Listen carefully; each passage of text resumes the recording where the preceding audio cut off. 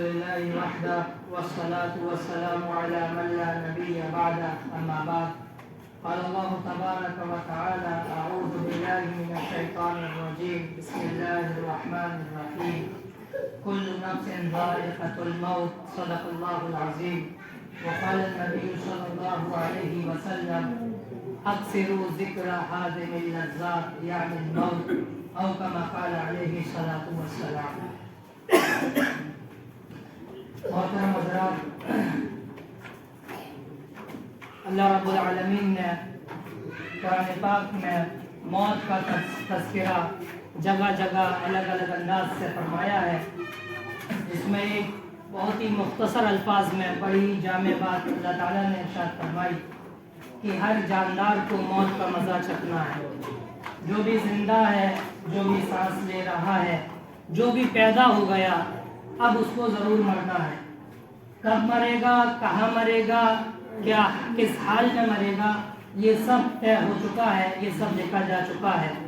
یہ حقیقت ہے کہ مرنا ہے، لیکن یہ نہیں معلوم کہ کفن ملے گا یا نہیں ملے گا. یہ نہیں معلوم کہ اپنوں کے بیچ میں مرے گا یا کہیں انجان جگہ مرے گا. یہ نہیں معلوم کہ صحت کی حالت میں مرے گا یا پھر بیماری میں مبتلا ہو کر مرے گا. اللہ رب العالمین نے دوسری جگہ ارشاد فرمایا کہ جب موت کا وقت کسی کے پاس آتا ہے، موت اس کے دروازے پر آتی ہے، دستک دیتی ہے، اور اس کو نظر آنے لگتا ہے کہ اب زندگی کی شام ہو چکی ہے اور یہ زندگی کا چراغ بجھنے والا ہے، تو وہ کہتا ہے رب ارجعونی لعلی اعمل صالحا فیما ترکت، اے میرے رب مجھے تھوڑی مہلت دے دے، مجھے واپس دوبارہ بھیج دے، دوبارہ زندگی دے دے، شاید میں اپنی اس دنیاوی زندگی میں اچھے اعمال کروں، کہ میں دوبارہ اب تیری نافرمانی نہیں کروں گا. جو زندگی میں نے غفلت میں گزار دی، جو زندگی میں نے تیری نافرمانی میں گزار دی، دنیاوی عیش و عشرت، دنیاوی راحت و آرام، دنیاوی مزوں میں جو میں نے زندگی گزار دی، اب ان کے چکروں میں نہیں پڑوں گا، اب میں نیک اعمال کروں گا. تو اللہ رب العالمین ایسے شخص کو پھٹکارتے ہوئے، دھتکارتے ہوئے فرماتے ہیں کلا، ہرگز نہیں، خاموش ہو جا. کلا انہا کلمۃ هو قائلها، یہ تو بس ایک کلمہ ہے، ایک جملہ ہے جو بس تو نے کہہ دیا، اب کچھ بھی نہیں ہو سکتا. اب اعمال جو تو نے کیے ہیں اس کا بدلہ تجھ کو ملے گا. کئی 2-3 سالوں سے تقریباً یہ بات بارہا اس منبر سے کہی جا رہی ہے کہ یہ جو نئی سال آ رہی ہے، کل کے بعد جو 1 جنوری آئے گی، اس بحث میں ہمیں ہرگز نہیں پڑھنا ہے کہ ہیپی نیو ایئر بول سکتے ہیں کہ نہیں بول سکتے، کہ یہ اسلامی نئی سال ہے کہ عیسائیوں کی نئی سال ہے. یہ فضولیات ہیں، بے لغویات ہیں، بے فائدہ باتیں ہیں، اس کا دین سے کوئی تعلق نہیں ہے. قرآن چاند بھی اللہ نے بنایا، سورج بھی اللہ نے بنایا، اور ہیپی نیو ایئر بولنا، نئی سال مبارکباد دینا، یہ کوئی دین نہیں ہے. کوئی کہہ دیتا تو کوئی گناہ بھی نہیں ہے، ایک مباح، ایک جائز کام ہے. ہمیں اصل اس چیز پر غور کرنا ہے کہ میری یہ سال 2022 گناہوں میں گزری ہے کہ نیکیوں میں گزری ہے. میں جنت کے راستے پر چلا ہوں یا دوزخ کے راستے پر چلا ہوں. اللہ کو راضی کرنے میں نے سال گزارا ہے یا اللہ کو ناراض کرنے میں سال گزارا ہے. میرا نیکیوں کا پلڑا بھاری ہے یا میرا برائیوں کا پلڑا بھاری ہے، یہ محاسبہ کرنے کی ضرورت ہے. اللہ ایک موقع اور اگر دے، سال 2023 میں اگر ہم داخل ہوں، ہماری زندگی اگر وہاں تک ہو، تو یہ اس لیے ہے کہ ہم اپنے اندر سدھار پیدا کریں، اپنی زندگیوں کے رخ کو بدلیں، اپنے آپ کو اللہ کی رضا میں، اللہ کو راضی کرنے میں لگائیں. یہ فضولیات میں لگنے کا اور فضول بحثوں میں لگنے کا موقع نہیں ہے. نہیں معلوم کہ یہ نئی سال اس کے بعد 2024 والی ہمارے مقدر میں ہوگی نہیں ہوگی، یہ 23 بھی ہمارے مقدر میں کتنی ہوگی ہمیں نہیں معلوم. تو اپنا تجزیہ کرنے کی اور اپنا محاسبہ کرنے کی ضرورت ہے کہ میں نے کتنی فرائض کی پابندی کی، کتنی نمازوں کی پابندی کی، کتنا سچ بولا، کتنے لوگوں کے حقوق ادا کرے، کتنا میں نے معاملات اچھے کیے، میں نے زندگی کس طرح کی گزاری ہے. کیا میری زندگی میں اور ایک کافر کی اور مشرک کی اور اللہ کے باغی کی اور نافرمان کی زندگی میں کچھ فرق ہے؟ کیا میں اپنے آپ کو کہہ سکتا ہوں کہ ہاں میں جنت میں جانے کے لائق ہوں؟ کیا میں نے اللہ کا حق ادا کیا؟ کیا میں نے والدین کا حق ادا کیا؟ کیا میں نے اپنے رشتہ داروں کا حق ادا کیا؟ کیا میں نے کمائی کرنے میں حلال کی رعایت کی، حلال چیز کو انتخاب کیا یا بس آنکھیں بند کر کے میں کماتا چلا گیا؟ آنکھ کھلی تو کمائی کی فکر، آنکھ بند کر رہا ہوں تو کمائی کی فکر۔ اس چیز کے محاسبے کی ضرورت ہے۔ ہم دیکھیں یہ لوگ آتے جاتے ہیں، یہ ان کے بارے میں تو حدیثیں صریح ہیں، صاف ستھری حدیث اللہ کے رسول نے ارشاد فرما دیا لا تسبوا الاموات، مرنے والوں کو برا بھلا مت کہو،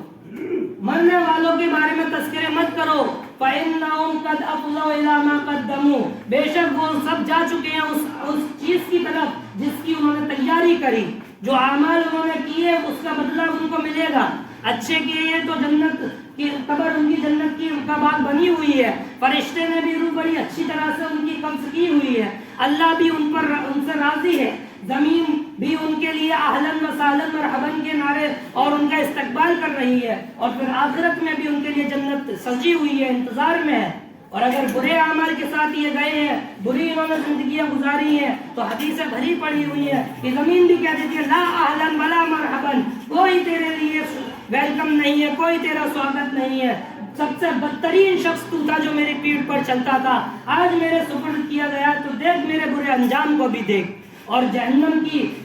کا گھڑا اس کی قبر بنا دی جاتی ہے، اور جہنم بھی اس کے لیے منتظر ہوتی ہے، اور جہنم بھی اس کا انتظار کر رہی ہوتی ہے، قیامت کے بعد اس کا ٹھکانہ جہنم ہوگا۔ ہمیں زندوں کو ان کے تذکرے سے کوئی فائدہ نہیں ہوگا، بلکہ اللہ کے رسول کے حکم کی نافرمانی ہوگی، کہ اللہ کے رسول نے فرمایا کہ مردوں کی برائیاں مت کرنا، مرنے والوں کے تذکرے برے انداز سے مت کرنا، بلکہ یوں فرمایا اذکروا محاسن الاموات، مرنے والوں کی خوبیاں بیان کرو، ان کی اگر 100 میں سے 99 برائیاں تھیں، ایک اچھائی تھی، تو ہمیں حکم ہے، ہمارے دین کا حکم ہے، ہمارے آقا کا حکم ہے کہ اس ایک اچھائی کو بیان کرو اگر بیان کرنا ہے، اس کی 99 برائیوں کو بیان مت کرو۔ اس نے جو کیا ہے اس کا عمل، اس کا بدلہ اس کے لیے تیار ہو چکا ہے، اس کو اس کا بدلہ مل رہا ہوگا۔